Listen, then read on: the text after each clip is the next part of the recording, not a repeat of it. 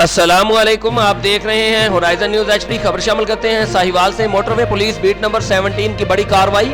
D S P Akif Nishad Bajwa صاحب کی سربراہی میں ان کی team operational officer Tariq Chaudhry, inspector Nasr Ullah Khan ہمراہ، head constable Adnan Jahanzeb, constable Irfan Khalid, constable Imran Naeem. 35 والے پھاٹک پر واردات کی اطلاع motorway police helpline 130 کی کال پر کالر احسن موبائل نمبر 0300 0832 نے بتایا کہ 4 ڈاکوؤں نے میرے ساتھ ڈکیتی کی ہے اور وہ ڈکیتی کر کے لاہور کی طرف فرار ہیں۔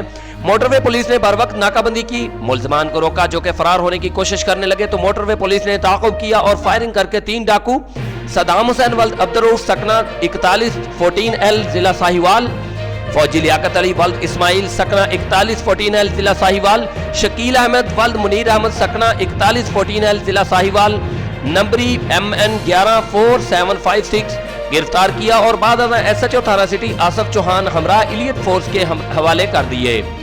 رپورٹ محبوب چودھری، سرپرست اعلیٰ ہورائزن نیوز ایچ ڈی۔